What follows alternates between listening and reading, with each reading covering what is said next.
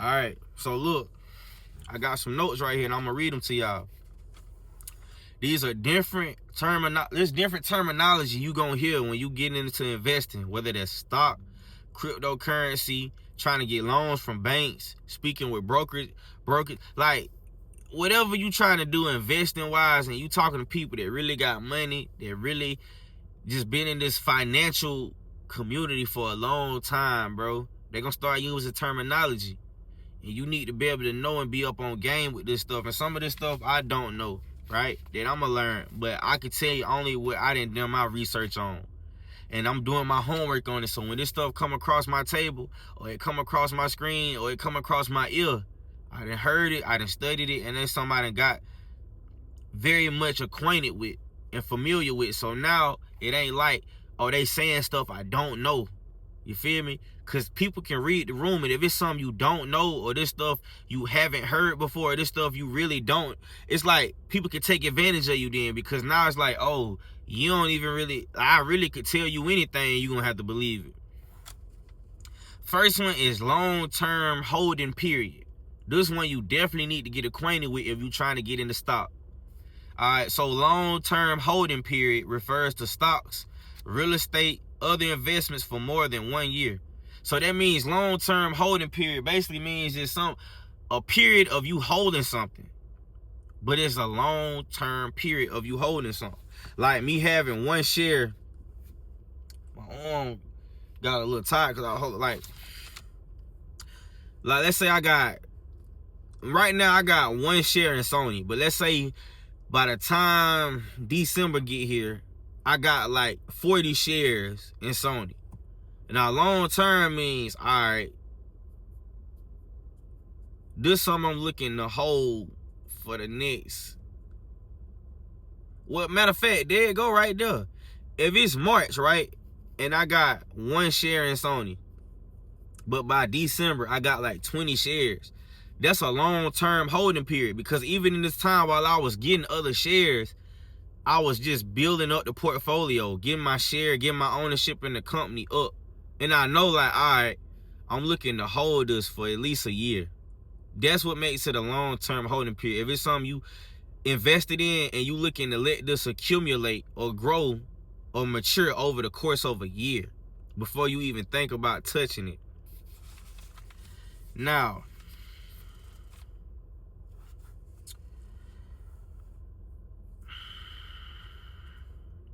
we're going to get into assets, and I want to really break down what assets mean. And it's so many different ways, because I know you done heard people say it over the years in different ways. So now you get context clues, and you could kind of like read between the lines and say like, oh, okay, so now I know what context clues, well, I know what assets mean. But has anybody ever really broke it down to you in terms where you can understand and that so you know? All right, so when it comes to a long-term holding period, right, it even has tax purposes to it. So assets held for over a year typically qualify for lower preferential long-term capital gains. Tax rates like 0%, 15%, or 20% compared to ordinary income rates on short-term holdings, which means on holdings that you only hold for a short-term amount or a short-term period, right? They tend to get taxed a lot more, right? Versus something you holding and you let mature for a long period of time. Like, that's why I said, bro, when it comes to investing, bro, in like stock, like, or like real estate, bro, it's not like a get rich quick scheme. It's not. This is something you gotta really learn over the course of years, bro. And in the process of you learning, you're gonna lose and you're gonna win. So it's a benefit either way. So here's a benefit to holding on to your assets for a long period of time. So holding assets longer help manage market volatility, reduces transaction costs, and allows for compounding growth, which means like with Tesla. Right now I don't even have one share in Tesla.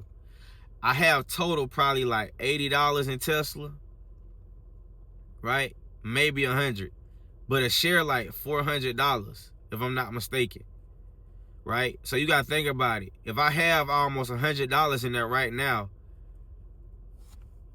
it's not like, oh, I gotta pay for. It's like the more you put in there, bro, the more ownership you have, and the less you have to put in to have ownership, right? If your goal is to have one share, it's not about how fast you get there. It's about what you're doing to get there, though, right? Or it's not mainly about how fast you get there, but it's about just the steps you're taking to get there. Because this person over here was like, all right, I got $485 right now, or just $400. I'm about to buy a share in Tesla. Cool. Now I only got $100 right now to buy into a share in Tesla, right? Now this person that gave me advice and gave me information and helped me with investing and improve my financial literacy, right? But I can't compare my pockets to their pockets. I can only get inspiration and say, all right, what worked for me, worked for me. I can't try to make decisions to help my income based off of your income, because you're going to invest and have way different buy power than me. And buy power is something you definitely need to know when it comes to cryptocurrency. So when it comes to like buying stock, right, I look at it like over time, bro, the more money you're putting in, it's better, bro, when you're doing it in small, because you still learning the market. You're not taking no high risk, and you still able to learn the ups and downs, like how it really works when you put your money into somebody's company. Because whether it's a fraction or it's a whole, bro, you still have ownership in something, bro. And that's the part I want to really get y'all to understand, bro. Like, if your goal is to have one share in Tesla, bro, right? And it's only $400, but all you got right now is $100. And you put that in, well, all you got to spend, because if $100 is all you got, I prefer you to just put 25 into the trying to buy a fraction of a share in Tesla. Because think about it, right? You don't want to spend all your money, like your bill money, your necessities money, when it comes to like food and all this stuff, because now you dipping into that budget to try to invest. And now if it don't work out, you stuck either way, because you can't eat. So now you probably gotta ask somebody for money. They probably be like, all right, well, I need this money back on this day. So now you getting the money, but as soon as you get paid, you gotta get these people out your pocket first, and then you still got bills. So now you just add more debt, because yeah, you might not be owing like an actual organization, but you owing a person. You know what I'm saying? That's probably messing up your relationships with people. It's messing up your people skills, because now you just worried about avoiding people. Or you done burnt so many bridges, now don't nobody want to deal with you. So it's like, think about this though, right? Just spend 25% of your income on that, if that's all you got to invest, right? But you got $100, right, for this sake, in Tesla. Next week come around, or next couple of days come around, depending on how your income set up, you need to have more than one source of income if you're trying to invest anyways. Because one need to be your main thing that you can take care and live off of, and the other one need to be the one you just say, all right, I'm about to put, if not 100%, at least 80% of this stuff, or my profit, into investing. That's the only way you gonna really make some wealth. Not get rich, but have wealth, like generational wealth. And you gonna have to have multiple accounts, bro. I don't know nobody that's wealthy that just got one account. You gotta have multiple accounts where you got money just growing and flowing, and multiple places you could just transfer money through, bro, or people. But like I was saying, right, today you got $100 in there. Like right now, let's say for instance, because I know for a fact I have 80, and like $20 of it is in a Roth IRA, right? I bought $20 worth of stock in Tesla just through the Roth. That was just to get it started, right? Because like I said, bro, not everybody gonna have all this money. Like, you got bills and other things you gotta tend to, right? So right now I got debt tied into Tesla, But think about, I'm thinking about, like, I'm talking for myself now. About 2 to 3 weeks from now, I'm gonna literally have 1 share in Tesla. But 3 weeks from now, it's gonna be easier to get that 1 share because I'm like, all right, I already have $100. So now all that's left is like literally $285, if that, to get the share in Tesla. So let's say over the next couple of days, I put another $100 in Tesla. Like tomorrow, let's say I put another $100, because I actually could, if I want to, I could put another $100 in Tesla. So now I got $200 in Tesla. If the share is $385, now it's only $185 left. Like, you see how it's building over time, and I didn't just put a bunch of buku money in at the beginning before I even, like, because in that time frame, bro, while you still waiting and figuring out what to invest into next, you still learning, bro. You still watching videos, bro. You still doing research. You still writing, taking notes. You still asking questions. So by the time you done made this decision to invest again, you a little smarter, bro. You a little more sharp, so you can make better decisions, bro. It's like, you gotta really know how to let your money work for you, bro. A lot of us, bro, we just working for money. And that's the problem. So let's go ahead and define assets, right? Assets are resources with economic, same thing. People just word it different. But we're going to say economic, so you can really understand the weight of what I'm saying. Assets are resources with economic value that an individual or business owns or controls. Now let that sink in. Is this not something you want to say you have multiple of, right? Assets are resources with economic value, which means this is stuff that the economy flourishes and thrives off of. Without it, the economy would not thrive, and it's in high demand in the economy. If you have something that the whole economy want, there's no way you can go broke. There's no way you're not valuable. There's no way people don't need you. There's no way people not relying on you. All right. Expecting them to provide a future benefit. Assets are vital in determining net worth and financial health. Now, a lot of times, right, a lot of people will be their net worth will be like, what, 400, 600 million, but 200, 300 million of it is in assets, right? Now, I'm not just talking about like cars and all. I'm talking about real assets like cryptocurrency, stock, having ownership in other companies. Probably then started a few businesses of themselves, started a couple firms. Like, that's all assets, bro, right? But I'm gonna break down the different kind of assets as well. Assets are anything that can be converted to cash value. They are used to generate income, reduce expenses, or increase cash flow. Now, when people say assets, right, a lot of times they use the word loosely, right? Because they probably don't really know what it means. I didn't really know what it meant till I did the research yesterday. Until you start educating yourself, you be thinking you know so much until you start doing homework on your own, and you be like, wow, bro, like, I didn't know as much about this as I thought. Because for one, where you from, people probably didn't teach you the correct way. Now, economic value. Assets hold monetary value, can be sold or exchanged. Now, when you say economic value regarding assets, and you try to understand, so, okay, when you say assets are resources with economic value, what is their economic value? Assets hold monetary value, can be sold or exchanged, like gold, silver. That's assets. So if you've been collecting and saving gold for the past 40, 50 years, you have assets. Like, if you've been saving souvenirs and artifacts from decades and hundreds of centuries ago that your family done kept, that's assets. That's literally something that holds monetary value that can be sold or exchanged.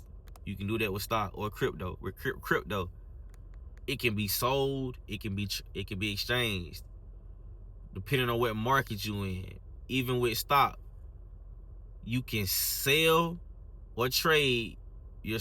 It's like, bro, it's so much stuff. It's like, bro, it's so many different ways to learn to make money. And this is what some people do as a sport. This is what some people do for their life. And we sitting out here just thinking about buying clothes. So current assets are short term. Fixed assets are long term. Now let me go through what current assets or short term assets are. Cash of assets expected to be converted into cash. Now let me read that quicker, because I know when I read that, y'all was probably like, what? I didn't get it at first, because I'm still learning with y'all.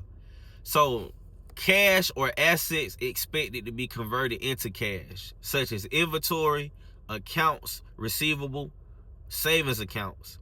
That's short-term assets. Fixed assets or long-term assets are tangible, physical items used for operations over a long period of time, like machinery, buildings, and land. Like, I'll give you an example. Now, to who this asset is valuable to is, I don't know, but you gotta think about stuff like the Pentagon, the Empire State Building. Those are assets, bro. Now, who specifically is like, it's like, I don't know, bro, how it's the White House. That's an asset. I'm just giving you buildings as an example. Like, literally, right here. My bank that I'm sitting at right now recording this video. That's an asset, right? Now, financial assets. Investments that represent ownership in an entity or a claim on cash, like stocks, bonds, mutual funds. So now, the assets that I have are financial assets, right?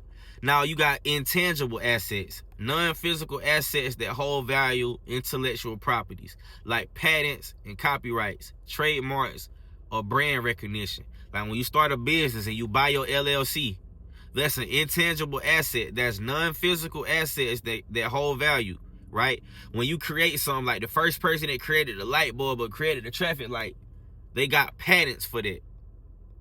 Copyrights, which means, or like when you start a company and you trademark it, that's an asset, right? That's an intangible asset, something non-physical that you can't touch, right? Then you got personal assets. Now this is probably like the one that's like your everyday. Personal assets is what almost everybody got. You feel me? But not everybody has financial assets. Not everybody has fixed assets, right? So you got cash, checking/savings accounts, real estate, vehicles, jewelry, retirement accounts, like a 401k. That's personal assets. Now you got business assets. And some of these fall under all of them, but it all goes back to cash, right? So for business assets, you got cash, inventory, equipment, machinery, property, and accounts receivable. Like business assets could be like if you own a football team, all the equipment in the locker room, the jerseys, the football pads, the basketball equipment, the court, the gym, all that, that's like business assets. Liabilities are debts or obligations you owe to others. Like I said, if you trying to make money, if you start making a lot more money than you have made before, don't go and get bills that's more than your income a month, because now those are liabilities. And literally, bill is in the name, liabilities. Your bills are liabilities when they're more than what you make a month. If your company is making $300,000 a year, but what you're spending to run the company or what you're having to pay to keep the company going is twice as much as what you're making a year, now that's a liability, right? Now, liabilities are debts or obligations you owe to others. The formula for net worth is assets minus liabilities equals net worth, right? You can't have no real net worth if you have a lot of liabilities around. Now, most of the people who have a lot of assets attract other people who have a lot of assets, because you understand, if I want something or more of something, I need to be around it, or I need to be around people that have more of that. That's why a lot of people who have a lot of money be around a lot of other people that have money. That's why it takes money to make money. But once you start making money, it attracts more money. Now other people trust you with their money. Other people want to put their money with you, want to just give you their money, because assets attract assets. Liabilities attract liabilities. And liabilities literally is a no-go. If you're trying to have assets, you will lose those assets if you have a bunch of liabilities around. All right? Now that's something you need to remember. The formula for net worth is assets minus liabilities. That's the formula. Right? All right. So let's talk about how it's so many people out here who you may not like as a person, but you have to respect and admire as a business person. One of many will be Donald Trump for me. Why? Because no matter what people say about him in the public, in the politics, and all the other stuff that I don't care to get into, as a financial decision maker, I will say that's an inspiration of mine, because he got portions, or a portion of his wealth, from understanding, if I'm gonna be at all these different places and I see these people putting all this money into it and saying, this is the ambiance I want to be around, this is the aesthetic I want to have around, this is the energy I want to be around, this is my version of doing well, I'm gonna spend my money to be around this doing well, I'm gonna own where you want to be doing well.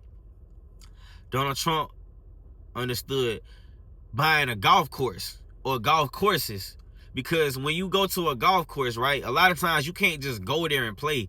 You got like these big golf clubs, you have to be a member in these golf clubs, and a lot of times to be in these golf clubs you gotta have money, because it's like, to make a deposit to be in this golf club is like $250,000. That's to secure your spot in this golf club.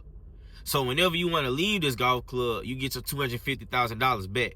So let's say out of all the deposits made into this golf club, this big old golf club, right, it's only 70 million, right? And let's say you buy the whole golf course, the whole golf club, right, and it's only,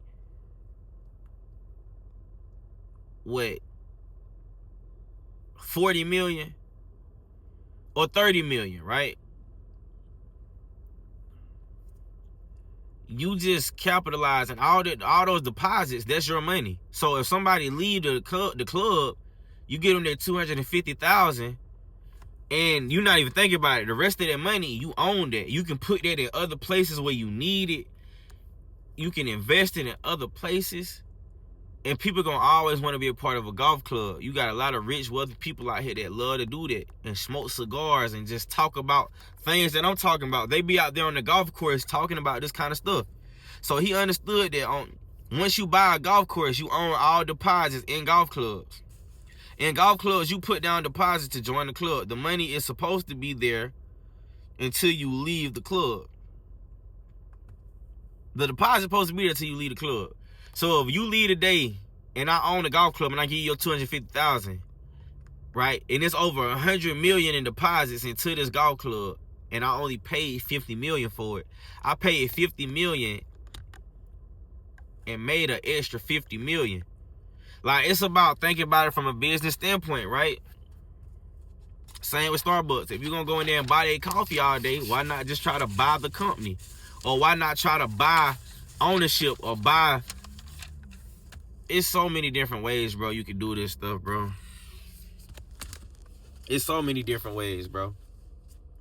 You just gotta not be stubborn and say, all right, I want to do better. Because the biggest lie you can be told nowadays is, oh, it's only white people out here making money. Bro, I know black people out here that's making more money than a lot of these white people.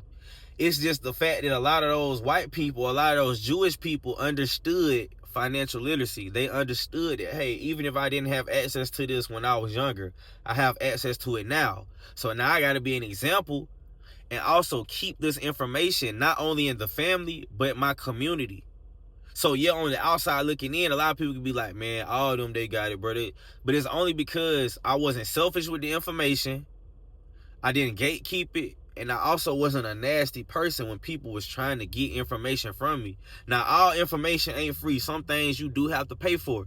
But the long-term benefits of it supersedes whatever money people telling you to pay. So a lot of times when you buying these e-courses, some people, not everybody trying to scam you, bro. Some people really just like, bro, you can't get this information for free. Like all the stuff I had to do, all the steps I had to go through, all the losses I had to take, you can't just skip all those steps by coming to me and think you not gonna get charged for it. Right? But I get it. Like right now, this stuff free for me because like that's how it is. But at some point, once it gets more and more successful, I'm gonna have to start charging. Because it's like, bro, my time ain't free. I gotta be a little more smart with it, bro. I gotta be more understanding and understand like, hey, not everybody deserves this. If you really want it, bro, you gonna do what it takes to make things happen. Just like with me, I really want to make change in my life. I'm tired of just going to this job where I'm not making no money for real. Right now, my car insurance is $700 and some dollars. My car payment $383 a month. My phone bill $131. My Wi-Fi bill $72.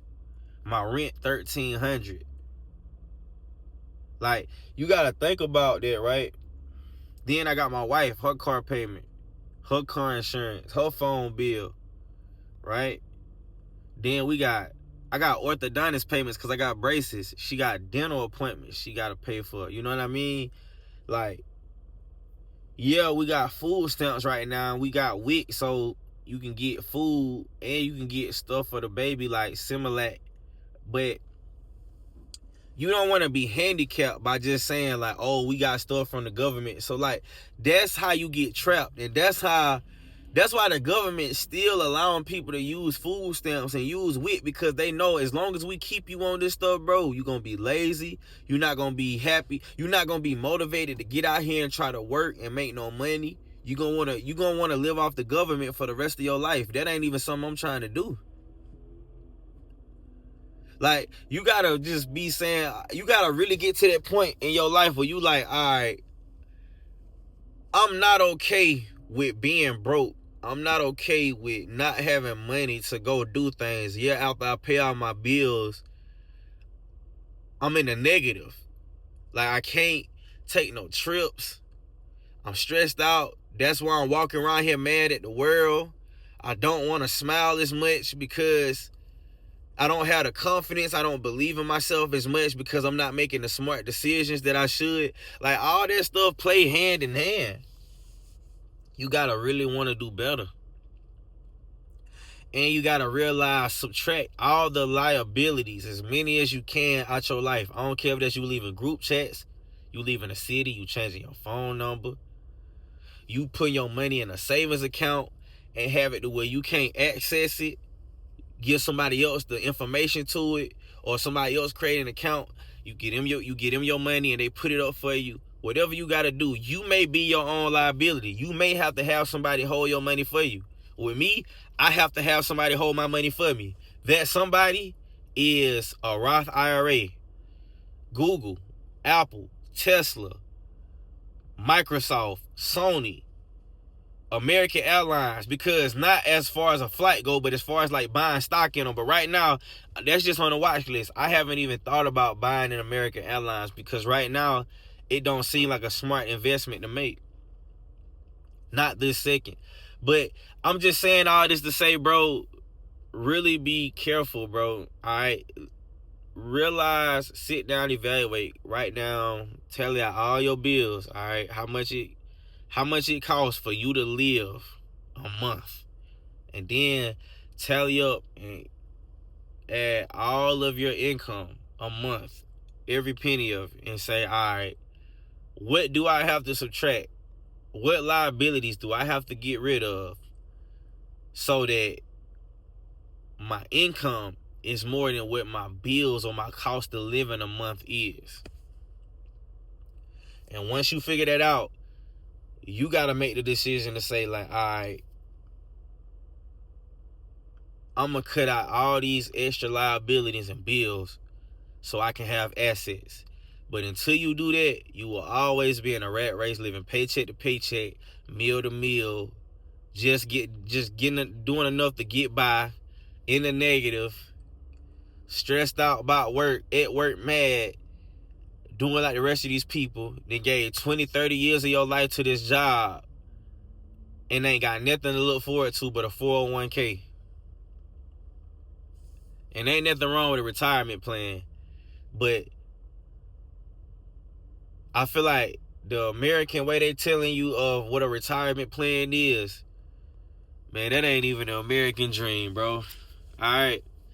But, man, this Zay Finances, man. I'm going to see y'all in the future. And I know a lot of y'all going to be millionaires. Some of y'all going to be billionaires. Some of y'all going to be 100,000-aires and living within your means. I want to practice. I want to encourage and promote people living within their means. You don't got to fake it to make it. You don't got to fake it until you make it. Just be real with yourself and understand that you confident with who you are and you know where you going. As long as you know that, you don't got to fake it till you make it. You comfortable in your skin, you comfortable in your circumstances because you know what you're doing to change them. That's how you take control of your narrative, not just going to fill out applications for other jobs. Just because you got a job don't mean you financially free. You feel me? And people around you just be happy when you got a job because you can get out their pockets. And they ain't got to worry about trying to save you when you can't afford your bills. That's it. Stop letting people trick you into thinking like, oh, just because you got a job, you doing all you need to be doing. Yes, you getting a job is important. All right, you got to have income. Everything in this world take money to run. But don't think that you just getting by with just having a job. Because if you got a job and you don't know where to put your money, you're going to be working for these people for the next 30, 40 years. And after they done kicked you out and said you're too old, you can't work here no more. All you know is work. You don't got no other skills, no other. Man, I'm telling you, bro. Cryptocurrency, ETFs, mutual funds, stocks. That stuff is not cliche, bro. That stuff is not a lie, bro. That is what it takes to invest, bro. Have ownership in things, bro. Until you be able to own your own business, it pays to own a percentage of somebody else's company. Because once you get to the point where you own like 80% in a company and 70%, bro, you one of the top chairmen. You can make a lot of the decisions in how this company go because you got so much money in it. And people with money like being around a lot more people with a lot more money than them, or just people with money in general.